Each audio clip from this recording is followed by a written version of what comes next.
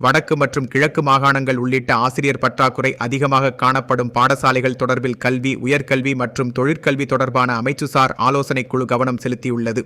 Blue Ocean Group of Companies இலங்கையின் வளர்ச்சியோடு உங்கள் வாழ்க்கையையும் உயர்த்துகிறோம்.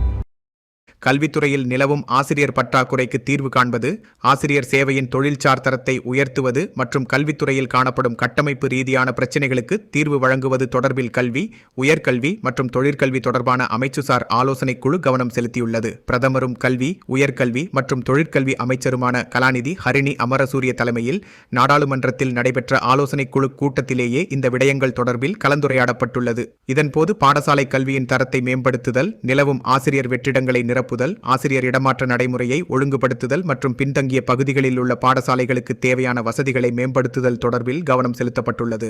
குறிப்பாக விஞ்ஞானம் மற்றும் கணிதம் உள்ளிட்ட பாடங்களுக்கான ஆசிரியர் பற்றாக்குறையை குறைக்கும் வகையில் புதிய ஆசிரியர் ஆட்சேர்ப்பு நடவடிக்கைகளை விரைவுபடுத்த வேண்டியதன் அவசியம் வலியுறுத்தப்பட்டுள்ளது. அத்துடன் ஆசிரியர் பற்றாக்குறை காணப்படும் பகுதிகளை அடையாளம் கண்டு அதற்கேற்ப தேவையான நடவடிக்கைகளை மேற்கொள்ளவும் தீர்மானிக்கப்பட்டுள்ளது. வடக்கு மற்றும் கிழக்கு மாகாணங்கள் உள்ளிட்ட ஆசிரியர் பற்றாக்குறை அதிகமாக காணப்படும் பாடசாலைகளுக்கு விசேட கவனம் செலுத்த வேண்டியதன் அவசியமும் இதன்போது வலியுறுத்தப்பட்டுள்ளது.